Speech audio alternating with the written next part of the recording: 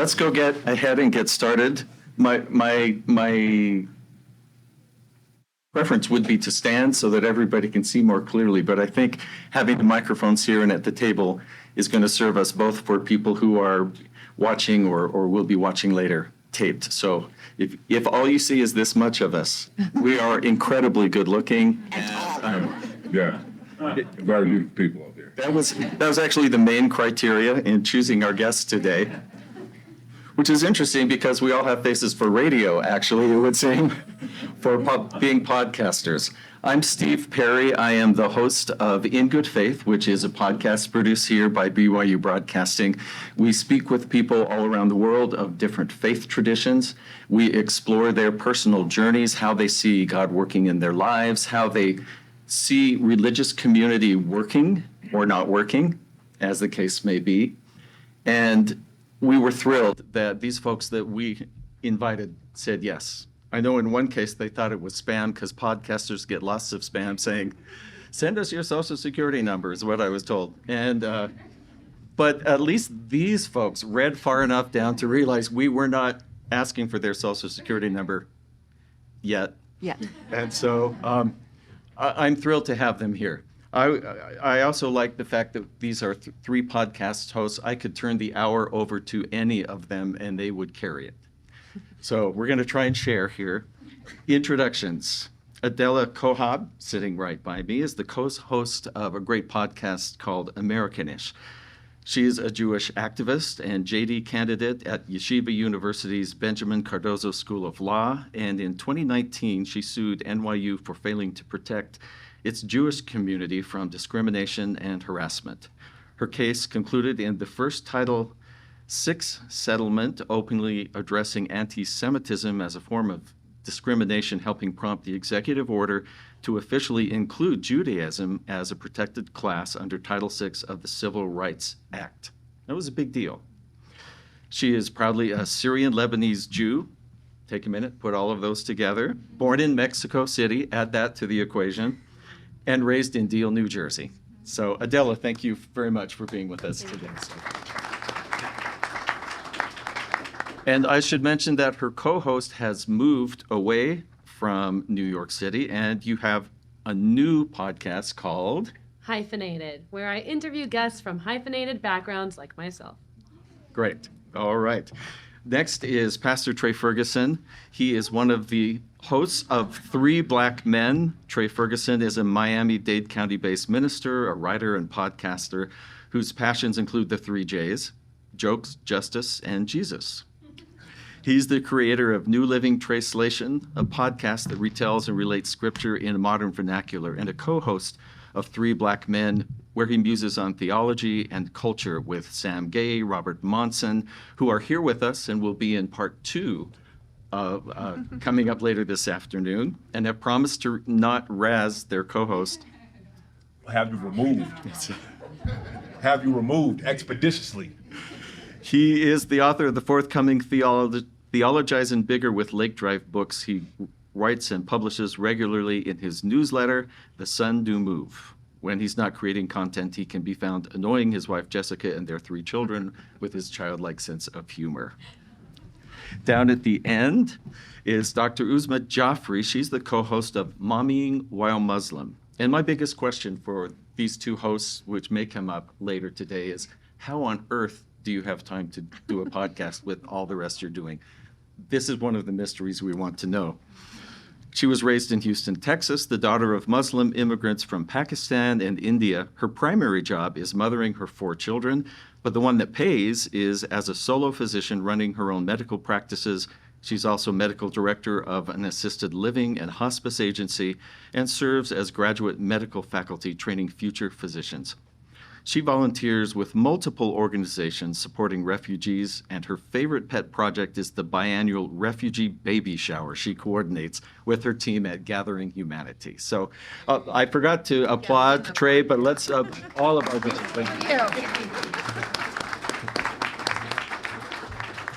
our we will do our best to leave some time for question and answer at the end. Some of you are here because of the community building aspect. Some of you are here because, gosh, I think I'm want to do a podcast, how I do that, whatever it might be. We're so grateful that you're here, and I hope you'll feel free to ask questions at the end. So podcasting in a religious community is really interesting because you can create a community that's not just right where you live, as most, for centuries, religious communities have been. So I'm going to be curious to explore how you feel. Did you build the community you thought? Are you surprised by who they are? Or also motivations, like why do this podcast in the first place? We'll discuss how ethnic and racial minorities who identify as religious can use podcasts to create community among those all over the country. And podcasting works outside of formal institutions, even though we're here at a university. In fact, podcasts sometimes become institutions. And some of you who are big podcast listeners know that already. Whether it's scriptural analysis, lifestyle tips, or how-tos to negotiating current events from a religious perspective, or finding psychological support, finding your people.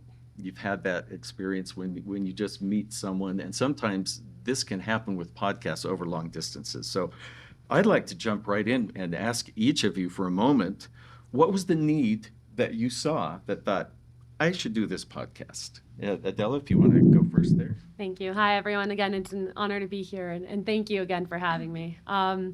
So my name's Adela, and again, I'm a Syrian, Lebanese, Mexican Jew, which is a lot of things, and I went to NYU, which is a lot of things but religious.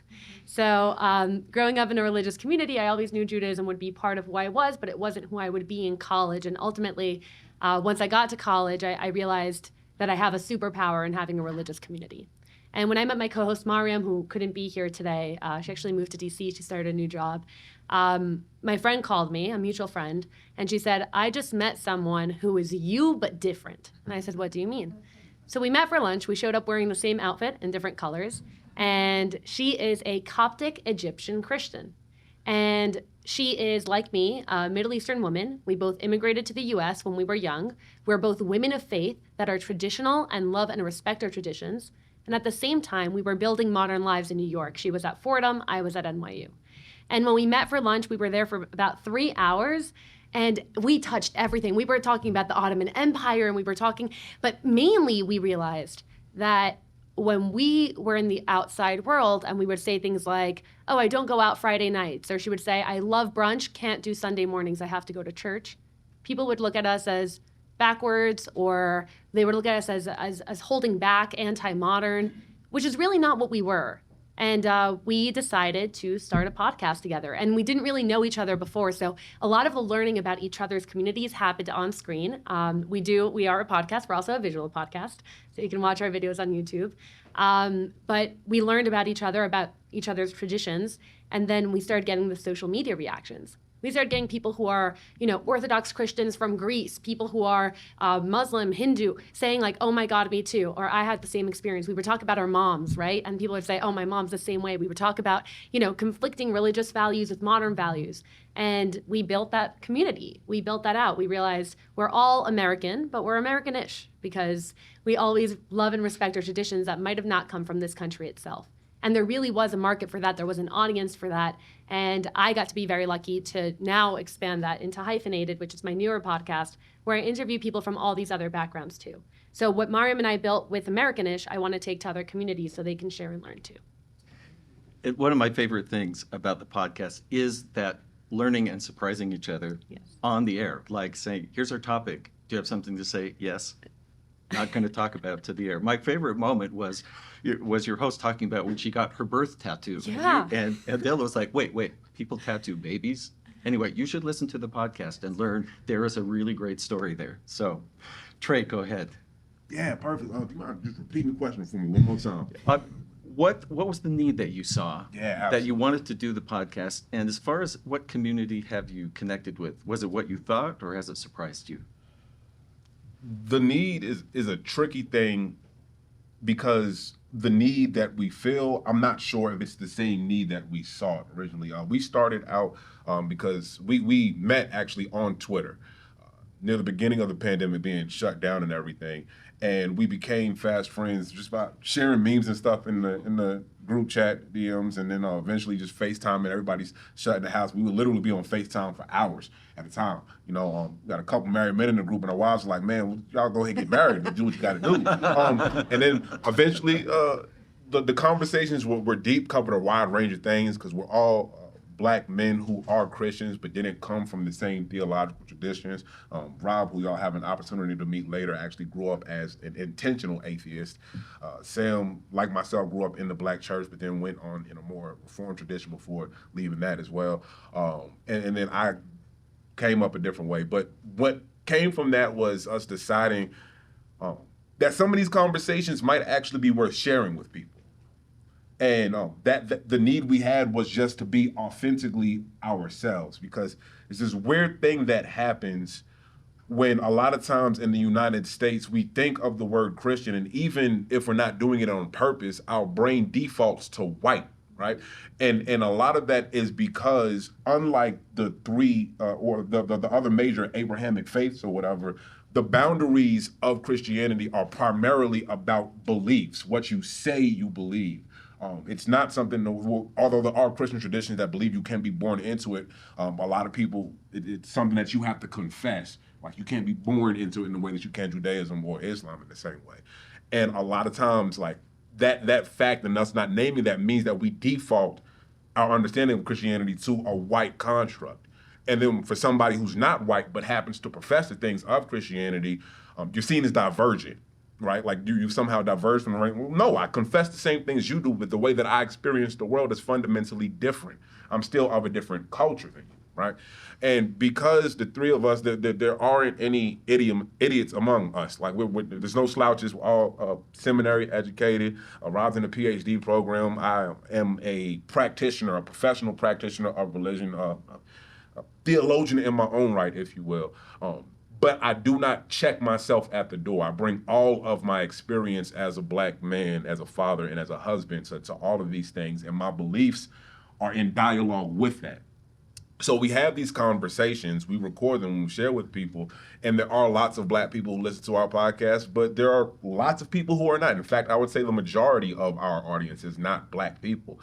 And the fact of the matter is, one of the things that technology allows us to do is to meet people that we wouldn't necessarily meet in our everyday lives. So there are people who've literally never thought about the fact, like, wow, a lot of my understanding of Christianity is shaped by the concept or the reality of being white.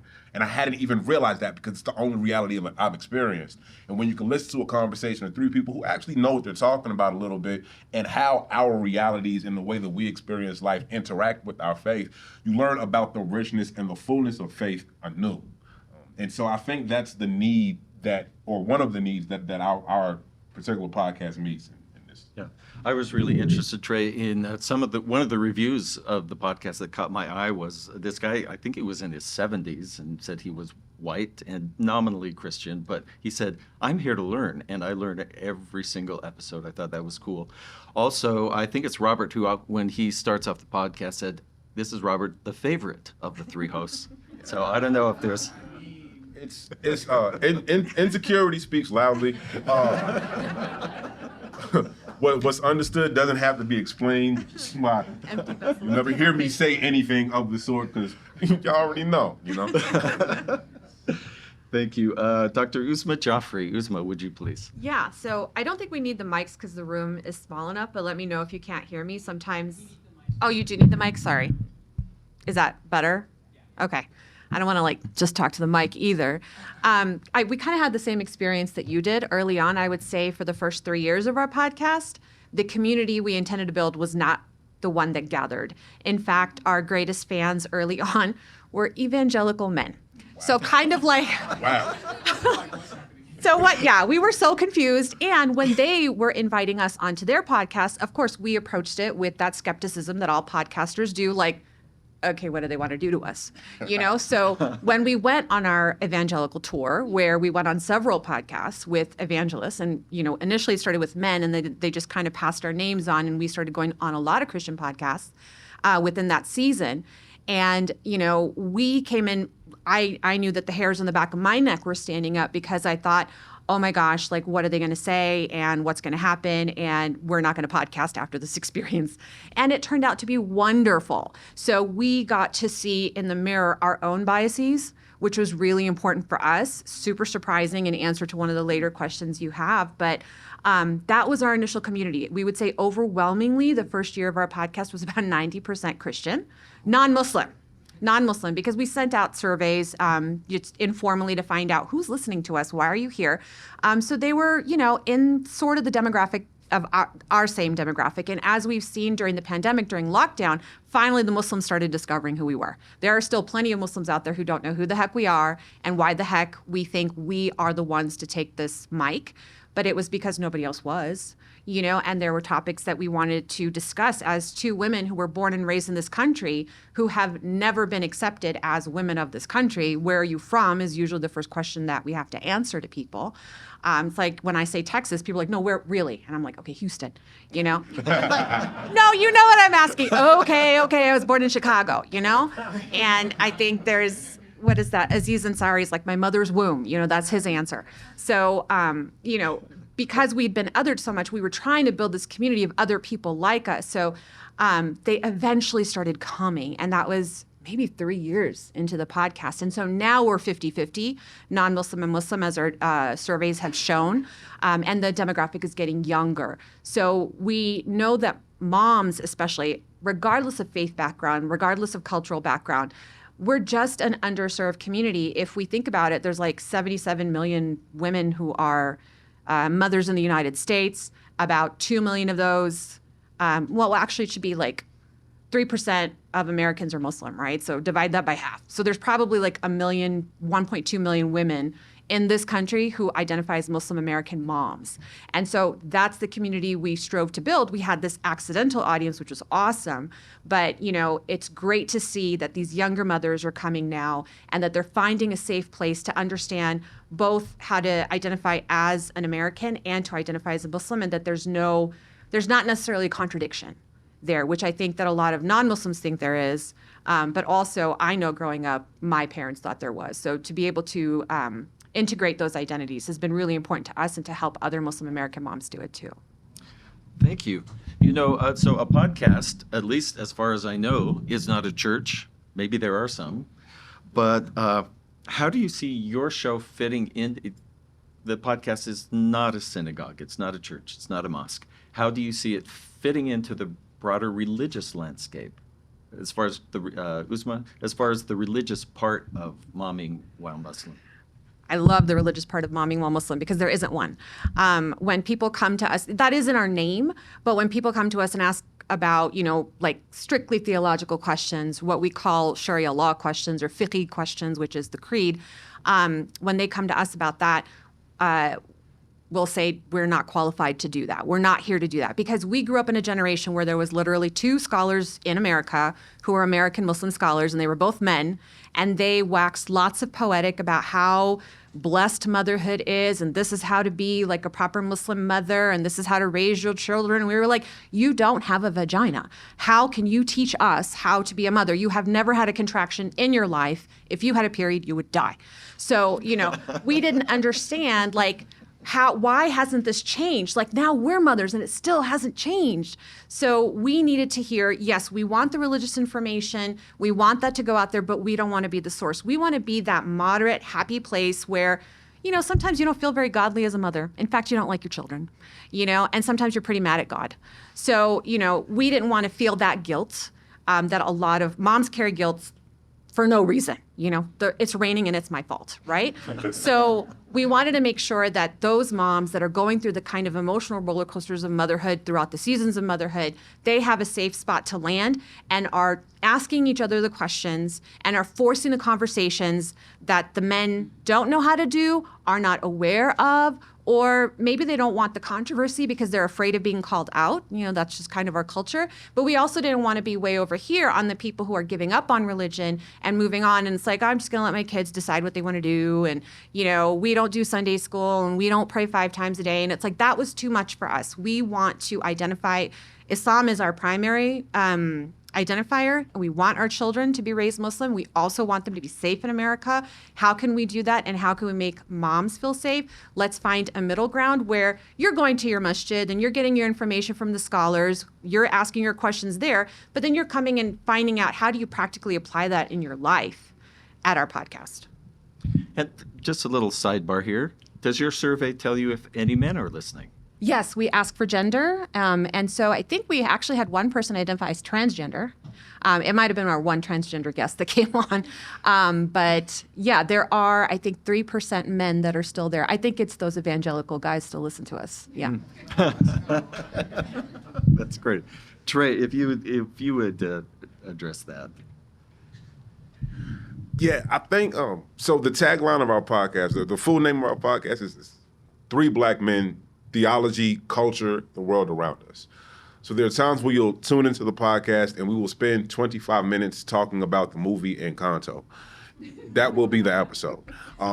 There are other times where we deal with an actual theological issue, and that's where a lot of the religion pours in that particular instance, because we are people think about these things deeply. That's one of the things that we got started about navigating Christian Twitter or whatever that was. It's weird. It kind of separates. There's a black Twitter and then a Christian Twitter, and there's a weird Christian Twitter, which is really white Christian Twitter. But like we're still, there's a whole lot of intersections going on there, and we have these conversations about these things because at the end of the day, we get kind of excited about God talk and doing the thing. Theologizing is what I call it. Doing these things because Christianity provides a lot of latitude that some people don't want to pretend exists.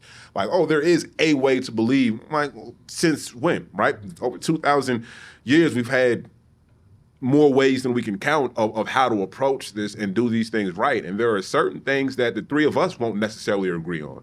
And that's perfectly fine. One of the things that I have holy envy about is that in other faith systems, such as Judaism and Islam, there's the unity of belief, even though like we would desire it, there's this room made for the fact that we're probably not going to agree on this in the same way that a lot of Christian communities in and of themselves don't really value or strive for. And so one of the things that we aim to do, and because a moment ago mentioned like, oh, podcasts aren't churches, and there is a sense in which we do treat ours as a church. Not like formally, we don't have a bishop or anything of that nature, but if we take seriously the words of Jesus that where two or three are gathered in my name, I am in the midst. If we look at the etymology of the word church, the ecclesia, the gathering, right? There are times when we will have actual gatherings of people, of listeners, and we'll hop on Zoom together and have these conversations where we ask people, how are you doing? Is there a way that we can be praying for you? Like, what is there a heaviness on your heart that needs to be addressed? Because there is room in the thinking of God and who we believe Jesus to be, where we need to hear the things that are weighing you down, the things that are standing between you and the wholeness that we believe that God has called you to. The conversations that we have and record and release as this podcast are but a step on the way of us moving towards our own wholeness and us trying to open the door to wholeness for other people to walk through. But that's an extension of who we are as people. And so when you talk about like religious communities, what are the things that we can agree on even amidst our disagreements? If we are committed to wholeness in a way, if we believe that that is the primary concern of God, that God is calling people to wholeness, that God is love and love is the commitment to wholeness, meaning that God is the very commitment to wholeness, are the conversations that we have in line with that reality of who God is? Can we form communities around that? Communities that acknowledge the reality of our brokenness, of the fact that we have questions and insecurities. So insecurities that we will often try to mask with religious propositions, masquerading as certainty, which I actually view as the enemy of faith, right? Faith is the ability to move in mystery and uncertainty. Can we form a community around that idea? Are we comfortable with never coming to a finite answer, but walking with arm's length anyway? And in that sense, like I think the community that forms around podcasts like these, the strength is in can we celebrate the differences as we strive for something in common? Thank you very much. Adela. Oh, thank you. So, unlike the Three Black Men and Mommying While Muslim podcast, Americanish was inherently an interfaith podcast. So when we started, we already knew we were coming in with not really knowing much about each other, especially because I'm a Sephardic Jew, which is not the usual, especially here in the U.S. You mainly hear about Ashkenazi Judaism, which comes from Europe as opposed to the Middle East and Spain. And Mariam, my co-host, is a Coptic Egyptian Christian. So she's a Middle Eastern Christian. So a lot of the conversations that we had centered around the idea that we weren't the typical Jew or the typical Christian, and how even within our own faiths, we felt othered. So building off of what was said here, it's interesting because it's all about that commonality. So Mariam and I, obviously, like if we got into a theological argument, I'm sure we could get at each other's throats about which religion is right. That's never, ever, ever been anything that's come up because we found we had so much in common entirely. I see Mariam and I see her experience and I see myself.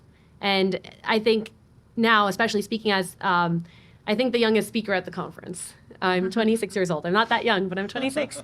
One of the things that we've seen is how technology does change the way people gather.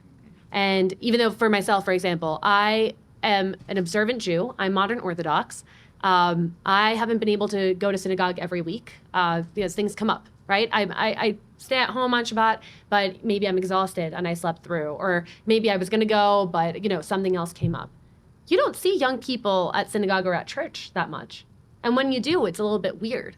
But there's still a way, like for example, listening to Trey just now, I felt I was at a sermon. And that was wonderful for me. That was great. So if you can package what you get at church and what you get at synagogue and put that in a way that's accessible for the youth, that's the big deal. That's huge. Especially like moms, for example. That's a demographic that might not be able to make it out to mosque and to services because they're dealing with having 3, 4, 5 children. So I think that what podcasting does is, no, it's not a church, it's not a synagogue, it's not a mosque. But what it is it can package these things and open it to a broader audience. So that's one thing I'm really grateful for. And again, I'm really happy to be here. I might just ask a couple of short questions and just jump in if one of these strikes you. Is have you found, here are 2 or 3 of them. 1, have you found that you reach people in places where there is not religious liberty and they get back to you? I like this whole idea of you've met with Zoom. And I don't know if you've done any in-person or Zoom conversations. I'd be curious to know about that, what you learned from that. And are there any people who have come to you and say, this is free speech issue, like, I don't like what you're saying, you shouldn't be on the... I mean, anyone who puts anything out is going to draw some of that fire. You're smiling, Uzma, so I wanted to start with you. This is... So I alluded earlier to our transgender guest because we did a whole, we operate on series. So every month there's like one common theme and all the episodes fall under that theme. All the guests have to do with that theme. So we had a transgender Muslim on and she was beautiful. She was wonderful. She was awesome. I actually had a very conservative Muslim friend come to me and he was like, I heard that episode and it really, like, I get it now. And that to me was a success, that like one piece of feedback. But I would say during that month, we were talking about this last night, when we first launched our first episode, we do Thursday nights, we lost 3,000-ish followers in one day. On Instagram, which is not a big deal because so many of them were bots just trying to figure out like who we are and what we're saying. But then we also got a lot of emails from like imams and, the shura councils, which are kind of the councils of certain masajid or masjids. I think there was some out of New York and Virginia. And they were like, who do you think you are talking about this? And you're opening the door to sin. And, why are you causing our children to deviate? Because there were a lot of children also emailing us and DMing us from, this is an answer to your second question, from nations where they did not have the freedom to live and practice as they wanted and ask us questions like, will I go to hell because I'm gay? Or how can I talk to this one queer Muslim mom that you had? And just based on those things, we weren't able to tell them, we're like, we can't tell you if you're going to hell or not because that's God's work. But our work is to love you no matter what. That's why we are here. If you don't have a mother who's going to tell you that you are worth living and God loves you and you were created perfectly, then let us tell you that God creates everybody in perfection. We do not believe in original sin in Islam, and you were created good, and you are good. And if we are able to do that for other people, then we believe that that is enough for us. And all of the hate that we get and all of the messages, if you guys want some like entertainment for an hour or so, you can go back to September of, I think it was 2021, and go through some of those comments that were coming up on each episode that month. I love fighting with the trolls, so any of that, back talk is me. So I love fighting with them. And I'm like, I understand God says this. Nobody's arguing what God's saying. What I'm arguing is how we treat people. And if we're only going to talk to people who agree with us, how are we ever going to grow? We need to understand, like at the beginning of the conference, they said, those of us in the majority have an obligation to those in the minority. And even though I'm a religious minority in this country, I know there's subsets and people in minorities are crazy and they divide each other over things that we can't control anyway. Again, more of God's work. So if we're not there to support those minorities within minorities, who will? And those are women and children that we are here to catch and guard and pray together and grow together, because if anybody says that they believe in God, they become our responsibility. That is Zeba and my belief. I'm Muslim. Thank you. Please. So I actually listened to that episode. Oh. I listened to your whole series for that love one. it. Thank you. I thought it was wonderful. And you even said, like, I think in the first episode of the series, you're like, we lost 1,700 followers. And I was like, wow. And I guess for me and Mariam, we had a lot of controversial moments, but one of the biggest ones was during the uprising in Iran, a lot of people started talking about forced covering. And one thing Mariam and I saw, and she had her own experiences with hijab growing up in Egypt. She grew up in a Coptic town where she had to wear the hijab. But we saw that the discourse in America became very anti-modesty. And there's a difference between allowing the choice for modesty and becoming anti-modesty. And that was our very first run-in where, as two modern women building lives in New York, and our whole tagline, where we sat down and we started saying, there's a beauty in modesty. I see a beauty in modesty. It's something I aspire to do. It's something that I think there's a time and place for everything. I'm not going to, cheer on people who are dancing naked in Portland. Like, that's great for you. I think it's indecent. It doesn't matter what your gender is. I don't glorify that. And then we started getting a lot of people, both from the right and left. People from the right are saying, so you're excusing forced covering and hijab. And I was like, forced? No, I'll get rid of that word. But yes, I'm promoting hijab among people who want to wear it. Then we had people on the left saying that we were anti-feminist and that we were backwards, right? So we started getting it from both sides.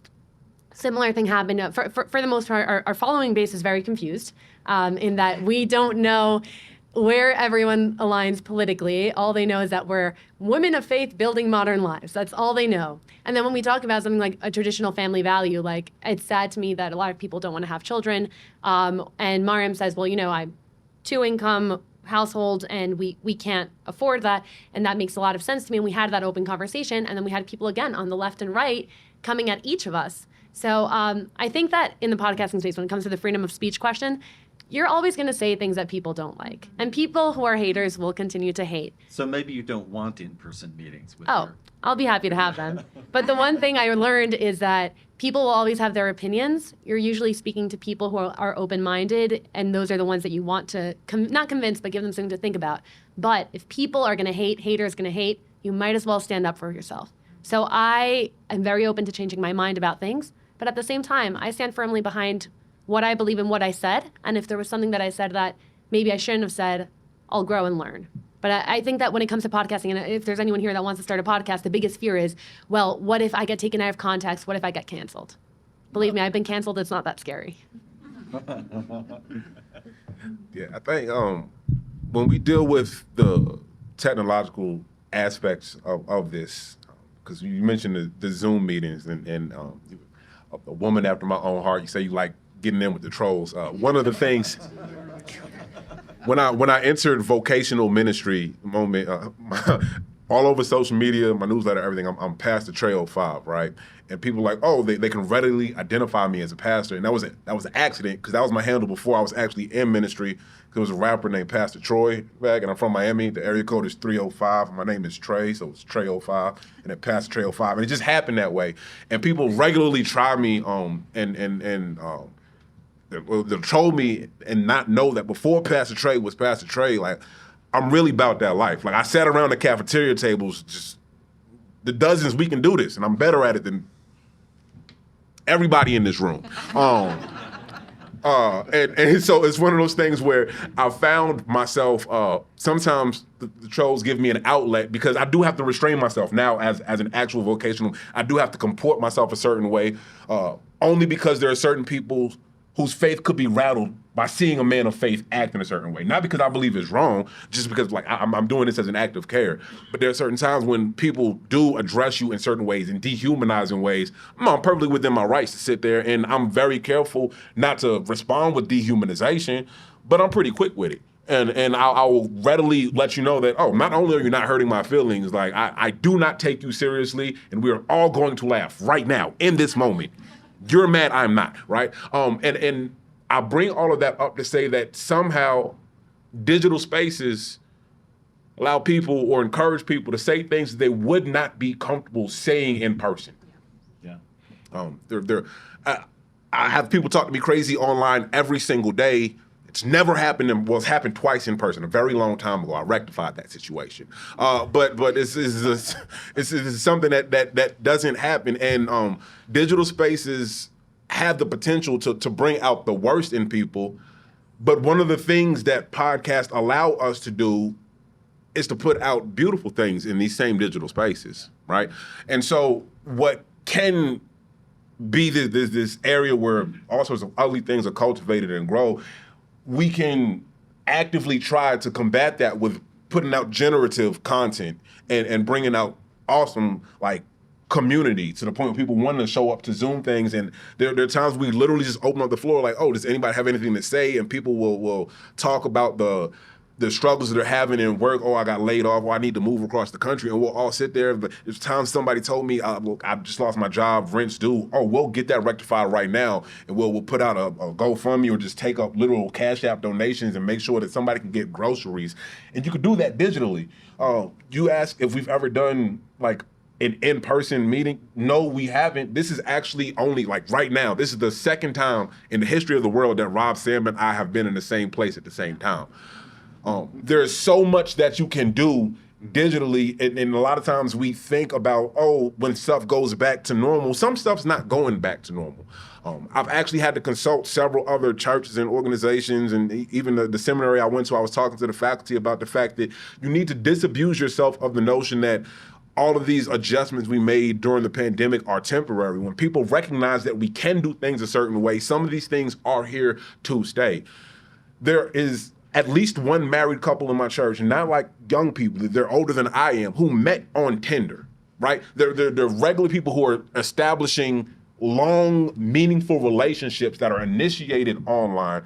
And the sooner we accept that as a reality and try to maximize that, the better we'll be at building communities that are generative instead of just feeding the worst impulses that we have behind the anonymity that online can provide for us. Thank you. Do you have a comment? On the Zoom portion, Zeba and I have historically always been remote because we're on opposite coasts. So COVID didn't really put a dent in any of our recording, which was nice. But I think at most, it's not really on Zoom that we have our audience members coming back. It's usually through like our email list that we're in contact with them, or we have a pretty active Facebook group. If the gentlemen try to join, I'm also the one who's approving you. So there's not very many that will get through. I'm just letting you know. So there's like a lot of women that are on there and a lot of non-Muslim women that are on there too. So there's a lot of, how do I talk to my kid about sex? How do I deal with this? And how do I deal with that? So there's, these are coming from the audience members. And I think that kind of, virtual communication is really useful because it's become like an online resource over there. And yeah, it's really enjoyable. And there's so much that you can do. Like you said, the power of virtual spaces. And this was not something that we ever knew how to do. Yeah. before. So it's just really cool that you can build these things and have these opportunities to do so much on podcasting. I wonder, maybe I'll ask one more question, and then I'll open it up for questions from the audience. But I'm just curious, how has God surprised you in this? All right, it felt quiet, and one prayer I consistently pray is that I don't ever want to lose my capacity to be surprised by the moves of God. Right, the doors that have been opened by these ventures, like this podcast venture and everything, it's always surprising me. Right now, me sitting in this room in Provo, Utah, like the moment I think Rob was the last of the three of us to land, and the black population in Utah doubled that day. That's a surprising thing of God for me, and I joke about things like this. Like I went and I spoke in front of 2 Mennonite congregations in Nebraska a couple of months ago. It's another. I threw off all the demographics when I touched down in Gage County. And these are amazing moments to me because it's not as though like yes, I'm very aware of the fact that I look different than most of the people in this room. I talk a little bit different. I got a twang when I talk. My vernacular might be a little bit different. But the fact of the matter is that we have still been able to communicate truths in ways that people across all sorts of life experiences can understand and can resonate with. And that's one of those things, like one of the texts in the Christian scripture in the book of Acts, there's this miracle where it says that the Holy Spirit descends, and some of y'all know it as the gift of tongues, but what really happens in there is that people are able to speak about the things of God in languages that they hadn't previously known, so that everybody who is present can hear about God in their own language. And the thing that surprised me the most about this is just us speaking amongst each other. Like we've been able to communicate things that people needed to hear. The lessons that people reach out like, yo, this really stuck out to me. I'm like, really? That? Like, I that was a throwaway. Like, I didn't even mean that when I said it. But no, it's very true when what you heard. And that's, I think, the biggest thing that has been the biggest God surprise. The biggest God surprise, and that has been like, whoa, I had no idea that us doing this could lead to this, to these healing spaces, to these generative moments, to people being restored to community and belonging with other people, regardless of what they believe. If I could take it. For me, honestly, Uzma, you might have had a similar experience, but I grew up in a community, actually, maybe not. Let me know if you did. Yeah. I grew up in a community where women really didn't go to college. In my grade of 26 girls, only 6 of us went to college out of state. Some of them went to college in state, and then after a couple of semesters, they dropped out, had their kids. They never really finished. I was one of 2 girls to dorm. So when I went to NYU and I dormed and I joined a sorority and I had a radio show with Delhi NYU Radio and I did all those things, that wasn't what Syrian Jews do. So I was always a little bit odd in that. I was the only girl in AP Calculus, only girl in AP Chemistry. The guys were doing that, but the girls just didn't really seem to have an interest, not because of an oppressive community, but because it's not really something that was for them. And then I went to NYU, I had my lawsuit, and suddenly I became someone in the community, right? Suddenly they're inviting me to speak at my old high school, at the middle school, about how, she stood in these chairs just like you, and look where she made it. And I got a call one day from my college advisor in high school, and he said, I just want to let you know that one of the girls, for her admissions essay, she had to write about something that changed her mind and opened her to something, and she wrote about you. And now she's applying to colleges. And that was a big moment for me. And because it's one of those things that when I decided to start the podcast, I already knew I was in the good graces of my community. And I said, I'm about to hop on a podcast where I'm going to only talk about my community. It's an interfaith podcast. We're going to have an episode about grandmas, about superstitions, about dating and marriage pressures, about education. Food was really good, too. Oh, the food episode is wonderful. But I was scared because I thought I'd be airing out a lot of dirty laundry from my own community. And especially when you come from a minority community, and this is where I think that we might have a similar experience, you're afraid that if you talk about places where it can improve, talking about how my friends didn't really go to college, am I giving a bad name to my community? And how will my community receive it? So the way I think God surprised me was by opening my community, because it gave me a platform. I spoke freely. I was ready for fallout and pushback from my own community, which I got at some episodes. But for the most part, they opened their arms. And instead, they would say things like, can you talk about this in an episode? Or, hey, I heard this. Did you consider this other point of view? Can you do a follow-up on that? So I think that the way I've been surprised was, again, that fear of being canceled, but really the fear of betraying my own community that built me up and made me who I am, and suddenly talking about them in an open forum. I was surprised by how openly they received me and how now it's open to growth. So again, like the messages that we get on our DMs, or the messages I got personally on mine, are from people who might be on the fringe of the community that might have that hater phase. If you come from a religious background, you know, everyone goes through a hater phase, usually like towards the end of high school. And like their kids in their hater phase, and they'll say like, you know, I didn't really love the Syrian community. I saw it as XYZ, and, you know, it's nice that you still like it. And I'm like, well, let me tell you why I still like it, why I love it, and why I'm going to continue to advocate for it, even if I understand where it needs to grow. So God really helped me on that one. I think that was my biggest fear in starting a podcast about my own community. And I'm really glad that they opened their hearts, their minds, and, you know, they continue to keep me in their good graces. Nice. I think professionally, I've seen so much that very little actually surprises me. So I'll say two things. One, on what was an external surprise was how truly shocked a lot of non-Muslim women were about the dangers and the threats to our children, our Muslim American children that we face every day. And, you know, the kind of escape routes that we're always considering, and the kind of fights that we have to go fight with school administrations and school boards for our children. So I was like surprised that they had no clue, but really, really pleasantly surprised and pleased that we built so many allies as a result. And we have moms that are working for our kids and are like, I just want you to know that if I ever saw anybody attacking your kid, I would step in and I would do something. Because we were like, why is see something, say something only for people who look like me at the airport? You know, why isn't it also for somebody whose son is Muslim and being profiled at the airport? You know, I think it's really important. But personally, what surprised me, and I feel like God was kind of messaging to me, was you're not done with the birthing process, sweetie. Like 4 kids was not enough, so here's another one. And to your point, like, how do you do it all? You don't. You just make time for the things that matter. And when God puts in your lap a huge project that incites passion you didn't know, that makes you squeeze out every last bit of talent that he gave you, and he did it for a purpose, and it was, you still have work to do. You still have babies to create, and you still have babies to protect and to grow, and they're all out there. And this is a lifelong process. I thought once I, you know, became a doctor, I was done. Once I got married, I'm done. Once I have kids, I'm done, and I can finally relax. My mom will leave me alone. Well, my mom did, but like God didn't. And that is my higher authority, and I have to continue on whatever he puts next in front of me.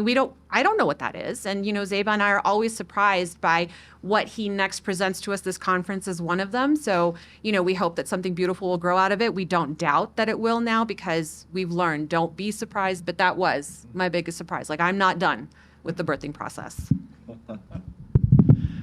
I'd love to take any questions if any of you have for individuals or for the group. Go ahead, Robert. So Dr. Uzma, I am curious about, you know, you have been podcasting for a few years, and how have you two kept camaraderie going over a couple of years? Yeah. Any tensions? And I'll just say for those listening on tape, how over years have you kept camaraderie between the co-hosts? Yeah. We don't have a choice. We are not allowed to never be friends again, because our dads were actually immigrants at the same time, and we're roommates, and we're really poor roommates with a couple of other guys. So we are second generation friends. And my dad said, whatever you do, you will not mess up my friendship with her father. So you better make this so we're gonna make you guys kiss and make up. So yeah, you know, through the years we've had turbulence, because, you know, we're girls, and he has a hater phase. I had my religious zealot phase. She didn't, and so we clashed. And, you know, we just kind of met back because, you know, like Zeba says all the time, we are more alike than different. And in the beginning of the podcast, we weren't on the same page. And it's a birthing process. You just kind of go through and see, how can I make this labor easier? And, you know, essentially we've just figured out where our strengths are and where our passions lie. And, you know, God gives different people different strengths. Her strength is waking up at 2 a.m. and getting a lot done. Mine is sleeping until noon. So we divide and conquer. Like, I like to do production, editing, I don't like to do social media, but I do it. And she does marketing and all of that other stuff that, I don't want to touch. So I think that's how, for sustainability of podcasts, I think if once you figure out like, hey, not everybody is going to care the same amount about the same things. If you can just honor somebody's differences and what their strengths are, then you guys can succeed, and there's less turbulence that way. Thank you. Any other questions? So I would like to know how being a podcast host, what you do as a host, if it has, and if so, how has it affected your own faith? Somebody else want to take that? I am always sensitive, or I try to be sensitive to the ways that the things that I say will be received by different people, right? And being a podcast host has forced me to move a little bit differently, because my day job, I'm a minister, I'm a pastor. I work in a Christian context where most of the people there are there voluntarily because we mostly believe the same things and walk in lockstep. And I work in a Black church context, so I don't even have to deal with the cultural issues that will come with people in a multicultural church or anything of that nature. That job is relatively easy for me. I put together sermons and things that which is fun for me too. I like all of that stuff. That's easy for me. It's my comfort zone. When it comes to podcasting, and I think about, first of all, we had to sit down and have a hard conversation one day, like, who is our primary audience? Understanding that whoever can listen to it. And then we sat down and we kicked around like, okay, well, what about these people? And we're like, And ultimately we had to decide that we are our primary audience. We started this out of a friendship. So like, what do we want to hear? What is going to speak to us?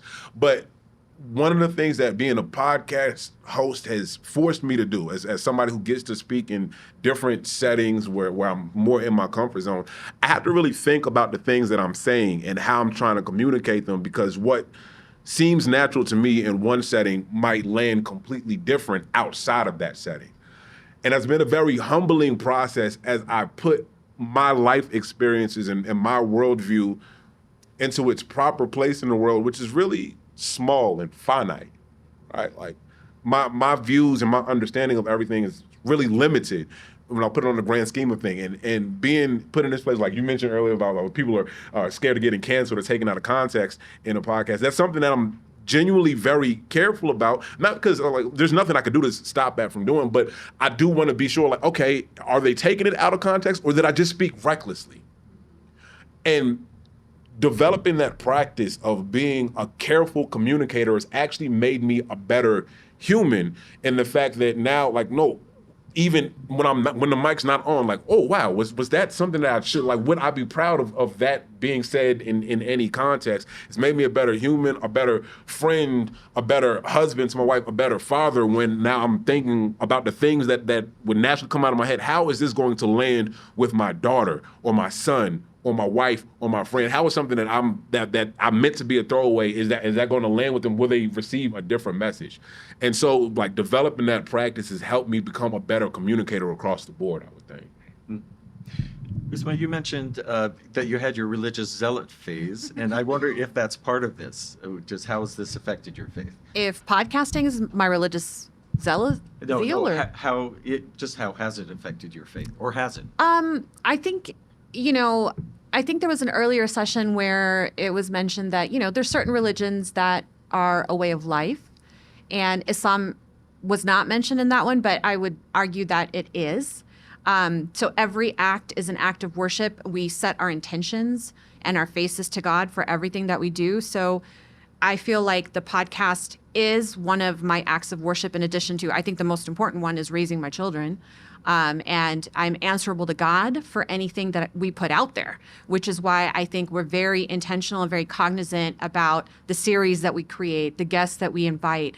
And we hope and pray that this will, kind of be a testament to us and will weigh heavy. What we believe is that there will be, a judgment day and scales, and that this will weigh heavy on our scale of good deeds, because our intention is to please God and not to give people a voice, because He already created them all with the voice, but to give them a safe place to exercise it. And, before we start recording, the first thing we say is in the name of God, so I feel like it's just another it's just another exercise of our faith, a very important one, that it's become a very important one to us. And so really it is a manifestation of being American Muslims to us. And it just happens to be a medium that we can use to reach more people and hopefully maybe draw them to our faith, whether not to convert anybody, but just the Muslims that are there to tell them there is a way to do this. And then for the non-Muslims that, again, I think in an earlier session, somebody said we come in peace. So they have said to us on surveys, we like being a fly on the wall and kind of seeing like you're just like us, which is not our intention. We don't want to be just like you because we know we're not. We have a completely different lifestyle based on our religion, but we're not scary, and there's no reason to go chasing legislation that says we can't be who we are because that's going to in the end hurt you. So again, it's about building allyship and remaining who we are and worshiping the way that we do. And if I can, Sometimes. I think if the question is how has podcasting influenced my religious faith, Uzma said something earlier that resonated with me, which is sometimes people would ask like, well, why do you get to have this microphone? And you said, well, no one else took it. Yeah. Why not? And that's how I feel a lot of the time, especially since I was raised modern Orthodox.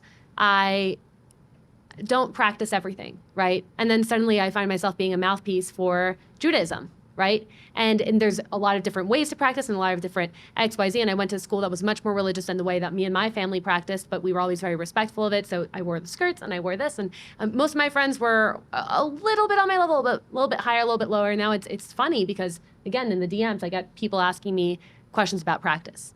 And I feel like I don't have an authority really to talk there. But if anything, what it makes me feel like, the way it's impacted my faith is makes me feel I want to be really well aware. It makes me want to research. It makes me want to make sure that I'm not speaking on things I don't have answers to. And if there's answers I could find, let me at least brush up on them before I speak. So for example, with our modesty episode, Mariam and I, again, we were, our first couple episodes were completely unscripted. And she asked me a question about ultra-Orthodox Judaism, about the shaving of the heads for modesty and wearing wigs. And I was raised modern Orthodox, so I knew tangentially, but I can't say I really quite knew. And instead of admitting that on the podcast, instead I gave the way that I understood it to be. And that wasn't the right thing to do. It wasn't the right thing to do at all.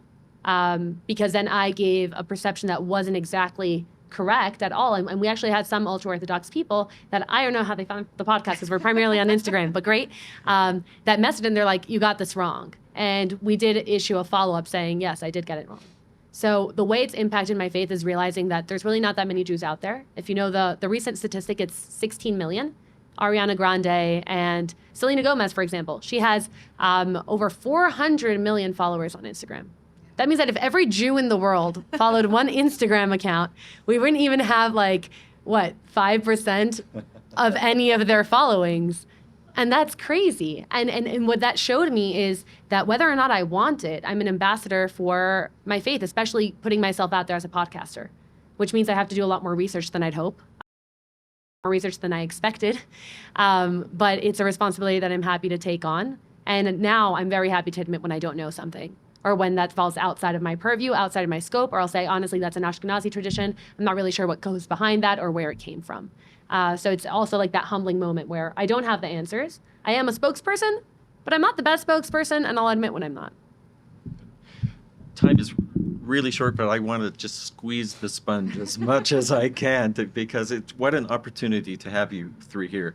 What you've shared has been really meaningful and inspiring, actually.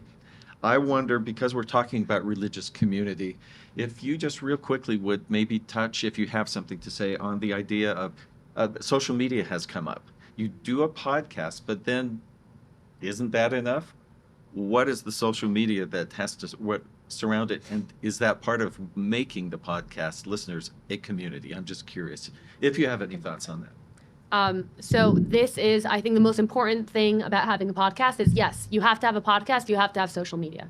At least for my purposes, if our goal is to reach those people that might be in their hater phase, I don't know about you guys, but when you scroll through Instagram, through TikTok, you're getting reels, right? And a lot of it's garbage. I don't know if you heard, and I don't know if this is substantiated, I'll be honest, but they say that in China, TikTok has educational videos and it shows kids like orchestras and this, and they aspire to be something, and here it shows us garbage.